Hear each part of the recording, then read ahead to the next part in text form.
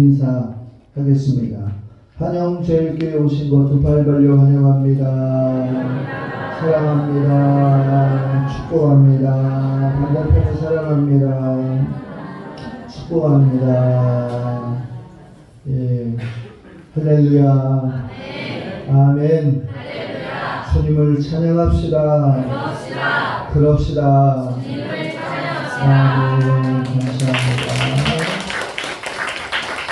예수님의 생애 중에서 마지막으로 예루살렘을 입성하실 때 사람들이 사복음서에 공통적으로 나와 있는 오늘 말씀, 종려나무 가지를 나와서 흔들고 길에 깔고 축복하였다. 오늘 우리 찬양대의 찬양도 종려나무 이렇게 얘기하면서 호산나를 외쳤습니다. 호산나는 무엇이냐? 이제 구원나니 우리를 구하옵소서. 즉 뭐예요? 이분이 메시아다. 메시아 사상의 완성이다라고 하는 확증을 가지고 이스라엘 백성들은 예수님을 환영했습니다. 그리고 이 요한복음 12장 13절에 이 종려나무를 통해서 평화와 또 이제 승리의 상징을 공유하였어요. 그런데 문제는 뭐냐면 이 승리의 기준, 환성의 기준에 볼 때 우리가 이들이 변화되었다라는 거예요.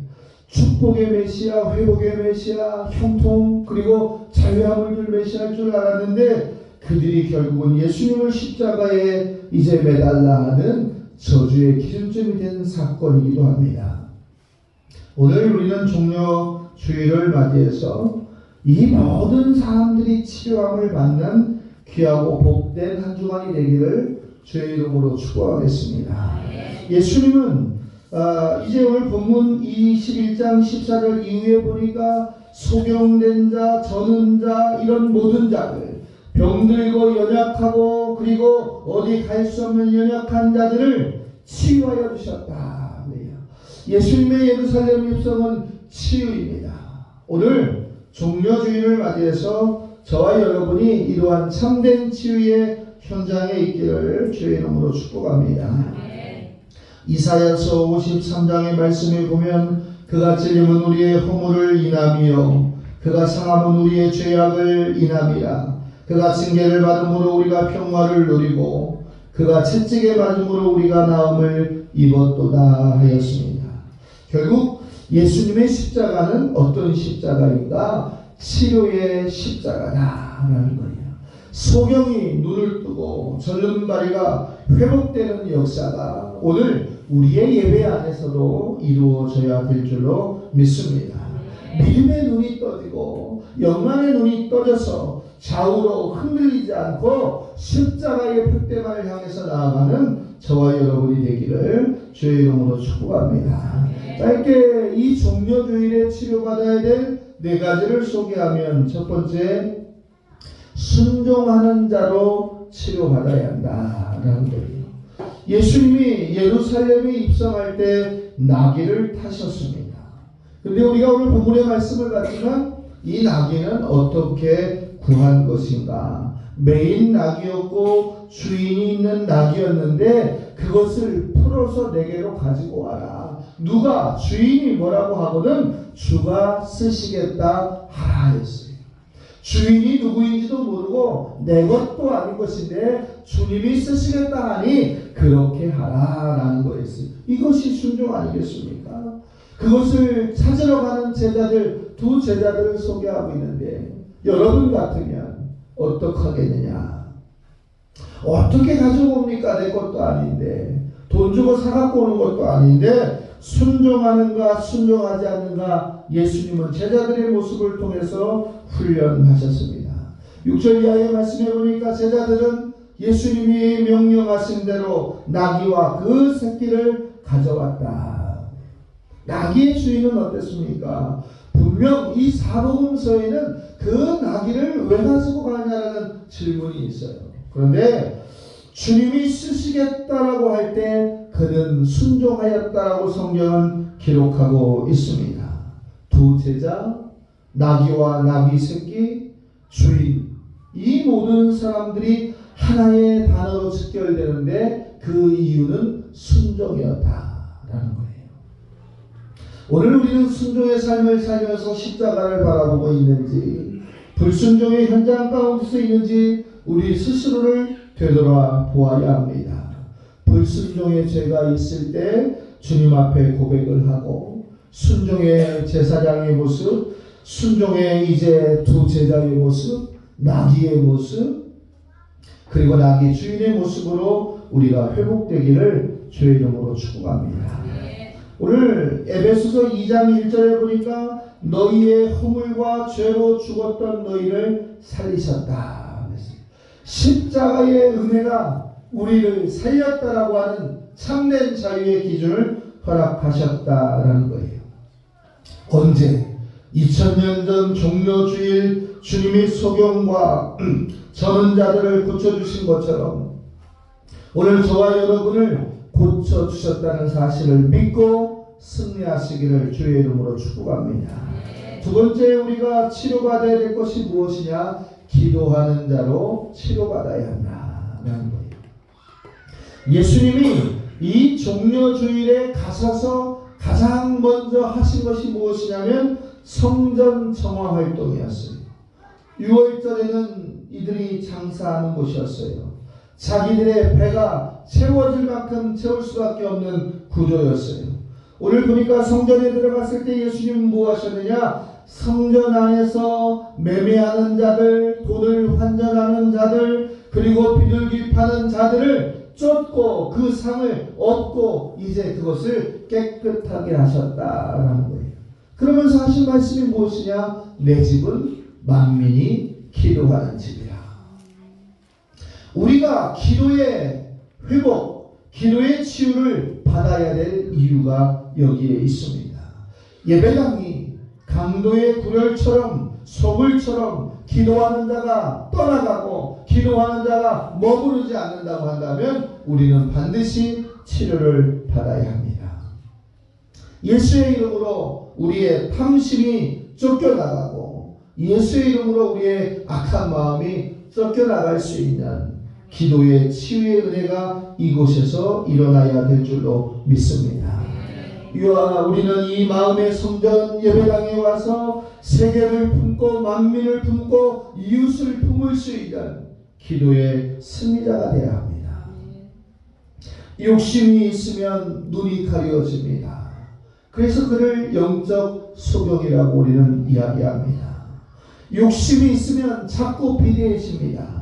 영적인 기우뚱하는 자의 현상이다. 우리는 볼 수가 있습니다.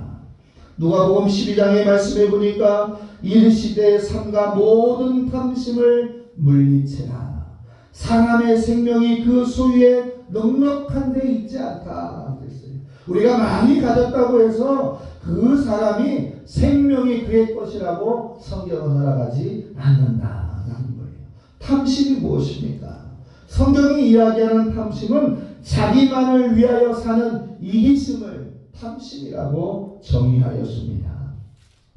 이 탐심하는 자를 누가복음 12장에는 이렇게 소개하고 있어요.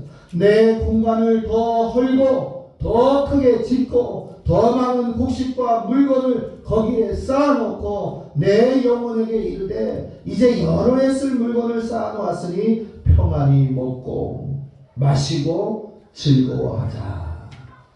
이기심과 아니란 사고방식에 사는 사람들은 기도가 없습니다. 간절함이 없기 때문에 기도가 멈추게 되어 있습니다. 사랑하는 성도 여러분, 종료주일에 우리는 세상을 품고 기도하는 기도의 회복자, 치유자가 되시기를 주의 이름으로 축복합니다. 기도하지 않는 병은 누구에게 걸리는 것이냐? 성도들에게 걸리는 거예요. 믿지 않는 자들은 기도를 하지 않습니다. 그렇기 때문에 불신자가 걸리는 병이 아니에요. 예배당에 다니는 사람, 그리스도인이라고 하는 사람, 예수님을 믿는 자들이 걸리는 병이 기도하지 않는 병이에요. 기도하지 않고 살아가는 사람, 기도하지 않고 생활하는 신앙생활, 이러한 무서운 질병에서 여러분이 고침받기를 주의 이름으로 축복합니다. 여러분에게 기도의 모범을 보이셨던 예수님은 누가복음 22장에 겟세마네 동산에서 기도하실 때, 십자가 사건을 준비하실 때 땀방울이 핏방울이 되도록 기도하셨다. 핏방울처럼 땀방울이 되도록 기도하셨다. 우리의 간절함이 치유가 되고 회복이 되기를 바랍니다. 세 번째로 우리는 찬송으로 치료를 받아야 합니다. 오늘 찬양대의 찬양을 보면서 참으로 아름답다. 저 가사의 은혜처럼 내가 살아야겠다. 그리고 나도 저와 같이 행동해야겠다라고 하는 두렵고 떨리고 감사한 마음이 여러분에게 있는 줄 믿습니다. 여러분 또한 예루살렘에 입성할 때 많은 사람들이 호산나 호산나를 외쳤어요. 우리를 구원하시라. 이제 때가 됐으니 구원하신 메시아가 왔으니 우리를 구원하시라. 그런데요, 중요한 것이 있어요. 이 찬양을 하던 무리들이 두 가지로 갈려졌다는 사실이에요. 오늘 새벽에도 잠시 말씀을 드렸지만 한 무리들은 군중들이었어요. 그리고 또 한 무리들은 어린 아이들이었습니다. 이 군중들의 소리를 한번 들어볼까요? 9절에 보니까 앞에서 가고 뒤에서 따르는 무리들이 소리를 질러 이르되 호산나 다윗의 자손이여 찬송하리로다 주의 이름으로 오시는 이여 가장 높은 곳에서 호산나 호산나 하더라. 우리를 구원하실 겁니다. 당신은 메시아입니다. 우리가 확증합니다. 이렇게 고백했다는 거예요. 그런데 예수님의 반응은 아무런 반응이 없었어요. 예수님은 침묵하셨습니다. 왜 침묵하셨을까요? 저들의 다음 단계를 예수님은 알고 있었기 때문에. 그 다음 단계가 뭐였습니까? 돌변하는 거예요. 군중들은 일주일이 가지 않아서 뭐라고 얘기했냐면 마태복음 27장에 보니까 그리스도라 하는 예수를 내가 어떻게 하랴? 빌라도가 여러분들에게 묻습니다. 그랬더니 그들이 십자가에 못 박혀야 하겠나이다. 빌라도가 다시 묻습니다. 이르되 어찌느냐? 무슨 악한 일을 하였느냐? 그들이 더욱 소리질러 이르되 십자가에 못 박혀야 하겠나이다. 이 군중들의 찬송은 찬송이 아니었다라고 하나님은 정의를 내리는 거예요. 아무리 호산나라고 외칠지언정 예수님은 침묵하셨어요. 왜요? 한 입에서 찬양이 나오고 한 입에서 저주가 나오는 것을 하나님은 수용하지 않는다라는 거예요.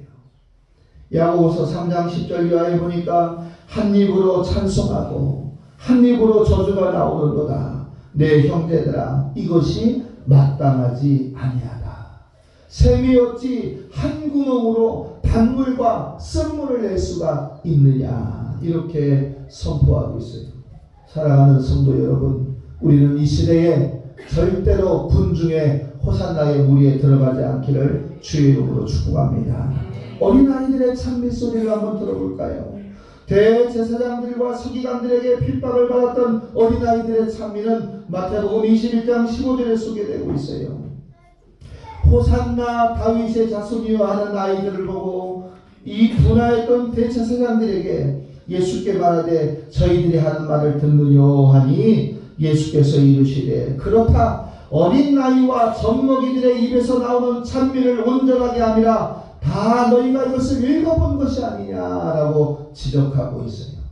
그러니까 깨끗하고 정하고 순전한 그들의 찬송을 예수님은 칭찬하셨다.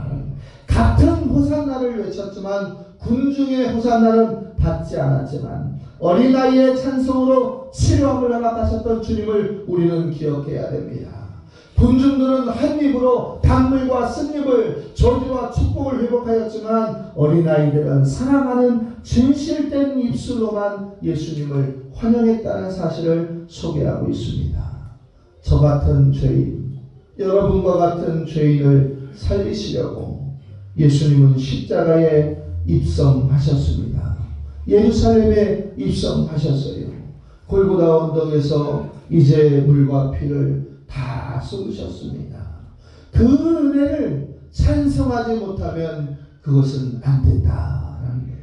찬송이 회복되는 치유가 저와 여러분에게 있기를 소망합니다. 마지막으로 하나를 보면 전도자로 치유를 받아야 한다. 18절 이후에 보니까 길가에 한 무화과 나무를 보고 열매를 얻으려 했으나 잎사귀 밖에 없음을 보고 한탄하실 때에 무화과 나무가 곧 말라버렸어요. 열매 없는 나무를 주님은 축복하지 않았어요. 영적으로 무화과 나무는 이스라엘을 이야기합니다. 믿는 자들을 이야기합니다. 믿는 자들에게 열매가 없다라고 하는 것은 징벌의 대상이 된다라는 거예요. 이방인을 구하기 위한 십자가의 구원의 은혜조차도 그렇습니다. 사랑하는 성도 여러분, 종료주일의 아침에 우리 스스로를 되돌아봅니다. 나는 입만 무성한 이제 무화과 나무가 되지 않았는가? 내 잎은 풍성하고 넉넉해서 결산의 때에 하나님 앞에서 내어보일 것이 많았다고 생각했는데 정작 주님이 찾을 때에는 아무런 열매가 있지 않는 그런 사람이 되어서는 안 된다라는 거예요. 그러면 이 치료함은 어떤 치료함이냐? 이 첫 번째, 두 번째, 세 번째의 치료함을 더하여서 이루어지는 치료는 전도자가 되어야 한다라는 거예요. 할 수 있는 한 우리는 복음을 전해야 합니다. 복음은 구원의 은혜요 능력입니다. 누가복음 14장 23절에 보니까 길과 산을 타러 가서 나가서 사람을 강권하여 데려다가 내 집을 채우라 하셨어요. 억지로라도 데려다가 주의 전을 채우라 하였어요. 한 영혼이라도 더 구원받을 수 있도록 먼저 구원받은 너희가 일어나서 입술을 열고 증거하라라는 거예요. 그러기 위해서 예수님께서 호산나의 소리를 들으며 예루살렘에 입성하셨습니다. 예수님께서 미랄의 비유를 하셨습니다. 내가 진실로 진실로 너희에게 이르노니 한 알의 밀이 땅에 떨어져 죽지 아니하면 한 알 그대로 있고 죽으면 많은 열매를 맺느니라. 예수님의 제자들 중에 순교하지 않은 제자는 단 한 명, 사도 요한뿐이었어요. 하나님의 감추인 비밀의 완성을 부탁한 그 제자 말고는 모든 제자들이 순교하였습니다. 죽지 않으면 열매가 나올 수 없어요. 내가 살아있으니까 목이 걷고, 내가 살아있으니까 내 의견이 충돌되고, 내가 살아있으니까 입만 무성하다라는 거예요. 사랑하는 성도 여러분, 정말 순종해야 할 것은 하나님이 이 시대에 남겨준 마지막 유임입니다. 대의 명령이에요. 마태복음 28장 19절에 보니까 너희는 가서 모든 족속으로 제자를 삼아 아버지와 아들과 성령의 이름으로 세례를 주고 내가 너희에게 분부한 모든 것을 가르쳐 지키게 하라. 가르치게 하고 지키게 하고 세상 끝날까지 함께 하신다는 주님을 우리가 고백하는 성도들 되어야 될 줄로 믿습니다. 사도행전 1장 8절의 말씀에 보니까 오직 성령이 너희에게 임하시면 너희가 권능을 받고 예루살렘과 온 유대와 사마리아와 땅끝까지 이르러 내 증인이 되리라 하셨습니다. 두려워하지 말고 증인된 모습으로 성령의 권능의 능력을 가지고 하루하루를 살아가시기를 주의 이름으로 축복합니다. 말씀을 정리하겠습니다. 오늘 종료주일을 맞이해서 우리가 어떠한 치료함을 받아야겠습니까? 무리들의 편에 서서 있어야겠습니까? 아니면 어린아이들의 편에 서서 있어야겠습니까? 순종하는 자로, 기도하는 자로, 찬송하는 자로, 전도하는 자로 치료받기를 주의 이름으로 축복합니다. 그리고 한 주간 동안 힘써서 기도하고 주의 영광을 위해서 승리하는 축복의 성도들 되기를 부탁합니다. 기도하겠습니다.